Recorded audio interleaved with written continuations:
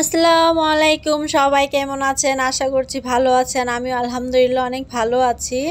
এই তো দেখতেই পারছেন আমি গ্রামের সরু পথে দিয়ে যাচ্ছি আর আপনাদের সাথে আমার ভিডিওটা আপনাদেরকে দেখাচ্ছি। এই তো আমি গ্রামের পথে আছি। আমি নোয়াখালী গিয়েছিলাম, তো এটা আপনাদের সাথে শেয়ার করা হয়নি তখন।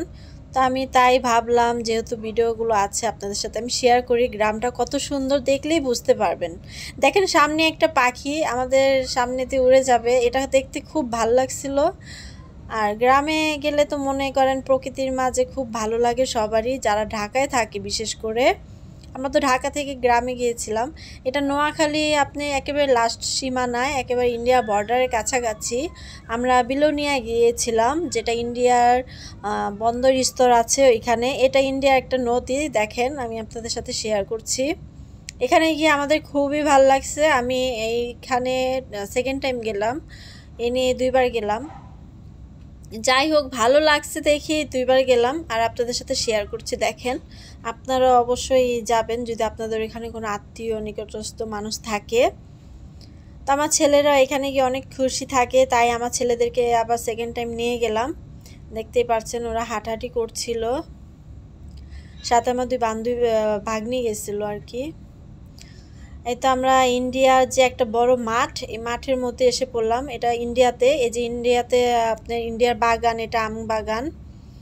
আর গরুগুলো যে দেখতে পারবেন এগুলো হলো ইন্ডিয়ান গরু। ইন্ডিয়ার মানুষ এখানে ইন্ডিয়ার গরুগুলো ছেড়ে রেখেছে ঘাস খাওয়ার জন্য। তা আমরা এখানে একটু রেস্ট নিচ্ছিলাম, অনেক হাঁটাহাঁটি করেছি, অনেক রৌদ্র ছিল, বুঝতে পারছেন আবহাওয়া দেখে। এই ছোট ছোট গাছে অনেক আম, এটা আম বাগান, এটা ইন্ডিয়ান আম বাগান। তো আমরা এই এরিয়ায় ঢুকছি, একটু রিক্সও ছিল। তো এখানে অনেক বাঙালি নাকি এসে বসে থাকে, আর এই এলাকাটার সাথে আমার আত্মীয় থাকে। তো আমরা এখানে আসলাম, এর আগেও আমি এসেছি, এবারও আসলাম। দেখতেই পাচ্ছেন এরিয়াটা ইন্ডিয়া বর্ডারের কাছে, তো এই জন্য এত গাছগাছালি। তো আমরা হাঁটতে হাঁটতে অনেক দূর হেঁটেছি, তা আপনাদের সাথে শেয়ার করছি। দেখেন, আর ইন্ডিয়ার মানুষ দূর থেকে আমাদের দেখছিল, ওরা গরু পাহারা দিচ্ছিল বসে বসে, কারণ বাংলাদেশে নাকি গরু চুরি করে নিয়ে যায়। তো এই দেখেন আমি ইন্ডিয়ার যে বর্ডারের পানি এখান দিয়ে যাচ্ছে, আমরা এখান দিয়ে হেঁটে যাচ্ছি। এটা পানির ফোয়ারা, নদীর পানিটা এখান দিয়ে যায়, দেখে খুবই ভালো লাগছে। এই পানিটা নাকি যে খেতে দেওয়া হয়। তো ঢাকার মানুষ যখন গ্রামে যায়, গ্রাম দেখে সবাই মনে করেন উচ্ছ্বাসিত হয়, আর বেড়াতে ভালোই লাগে গাছগাছালি মাঝখান দিয়ে। ওইখানে কোনো চিল্লাচিল্লি যানজট এগুলো নাই, তো এখান দিয়ে যেতে ভালোই লাগছিল। কিন্তু শেষমেশ এই জায়গাটা পার হতে গিয়ে একটু রিস্ক মনে হয়েছিল। তার রিস্ক মনে হলেও আমার হাজব্যান্ড ছিল, আমার হাজব্যান্ড আমার হাতটা ধরে পার করেছে। আর হাজব্যান্ড বলতে একটা শক্ত হাত, বুঝতেই পারছেন।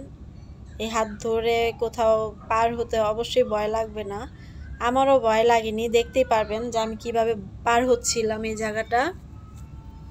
আর এই জায়গাটা অনেক চওড়া, দেখেন দেখলেই বুঝবেন অনেক চওড়া। আর একটু রিস্ক ছিল, পিছিল টাইপের ছিল, মাটি যেহেতু পিছিল টাইপের ছিল। ওই তো আমি আসতেছিলাম, আমি পিছনে ছিলাম, আমি একটু ভয় পাচ্ছিলাম। আমার হাজব্যান্ড বললো তুমি ভয় পেও না, আমি আছি। এটা শোনার পর আর আমার ভয় লাগে নাই। এই তো দেখেন এটা একটা ছোট্ট টিলা, মানে পাহাড়ের মতো, আমরা এখান দিয়ে উঠেছি। দেখছেন কিভাবে পার হয়, কি একটা কষ্ট ছিল পার হওয়াটা। তা সবাই বলতেছিল আমি নাকি পড়েই যাব, ভয়েই পড়ে যাব। তারপর যখন নাকি আমার হাজব্যান্ড আমার হাতটা ধরলো, আমার আর ভয় লাগে না, আমি নির্ভয়ে পার হয়ে গেলাম। তারপরে দেখেন এই বললাম না ছোট একটা টিলা ছিল, এটা উপরে পাহাড়ে ওঠার মতো। তবে এখান দিয়ে যাচ্ছিলাম হেঁটে। তবে এখান দিয়ে যেতে যেতে আপনার ট্রেনের যে পুরনো লাইন, আমরা এই লাইনের উপর দিয়ে যাচ্ছিলাম। পুরনো লাইনটা দেখে আমার ছেলেদের কৌতূহল ছিল, অনেক প্রশ্ন ছিল যে এখান দিয়ে হয়তো ট্রেন আসবে। আমি বললাম যে না, এখানে ট্রেন আসবে না বাবা, এই ট্রেনের পথ বন্ধ হয়ে গিয়েছে অনেক আগেই। দেখতে পাচ্ছেন ট্রেনে, এই যে আমার ছেলেরা প্রশ্ন করবে যে আব্বু এখানে কি ট্রেন আসবে। দেখেন। তারপর আমি বলছিলাম যে না বাবা, এখানে ট্রেন আসবে না, এই পথ বন্ধ। তারপরে আমরা পুরানো রেল স্টেশন, বন্দরস্থল আর কি এটা, এখানে পুরানো রেল স্টেশন ছিল, এখান দিয়ে আমরা হেঁটে হেঁটে যাচ্ছিলাম বন্দরস্থল, মানে বর্ডারে গেটে, মেন গেটের সামনে। এই গেটের সামনে গিয়ে ইন্ডিয়ার ওপার দেখা যায়, মানে পথ দেখা যায়, মালবাহী গাড়ি এখান দিয়ে আসা যাওয়া করে। তো আমার এখানে দেবর ছিল আর বিয়ে ছিল, ওনারা কথা বলে আমাদেরকে গেটের সামনে যাওয়ার অনুমতি নিয়ে দিল, কারণ ওনারা এই এলাকাতেই থাকে, ওনাদেরকে চিনে। তো আমরা হাঁটতে হাঁটতে ওইখানে গিয়েছিলাম, ভিডিওটা দেখতে থাকলেই বুঝবেন। মানে আমি এতটাই খুশি ছিলাম এখানে গিয়ে, এখানে খুশি হওয়ার মতোই জায়গা, আপনারা দেখলেও বুঝবেন। এই তো দেখেন আমরা মানে ইন্ডিয়া বর্ডার, বুঝতেই পারছেন যে একটু টিলা টিলা পাহাড়, ছোট ছোট, এইগুলো পার হয়ে যেতে হয়। এই যে বাড়িঘর দেখেন, পাহাড়ের উপরে বাড়িঘর। আর এই তো আমরা এসে পড়লাম ইন্ডিয়ান বাংলাদেশের সীমান্তে, ইন্ডিয়া দেখা যাচ্ছে ওই যে দেখেন।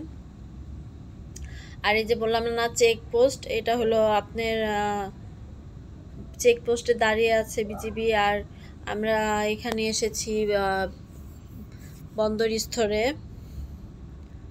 তো লোকটা বলল আর ওদিক যে না, আর এখানে ভিডিও করা নিষেধ ছিল, আমি চুপ করে ভিডিওটা করে নিলাম যাতে কেউ না বুঝতে পারে। ও বিজিবি চোখের আড়ালেই করেছি। তো এখানে গিয়ে আমরা কিছু ফটোশ্যুট করছি, দেখতেই পাচ্ছেন। এই যে বিলোনিয়া বন্দরস্থল, যারা নাকি চিনেন অবশ্যই কমেন্টে জানাবেন। আর আমাদের সঙ্গে থাকবেন, সুস্থ থাকবেন, ভালো থাকবেন, আমাদের সঙ্গে থাকবেন। আল্লাহ হাফেজ।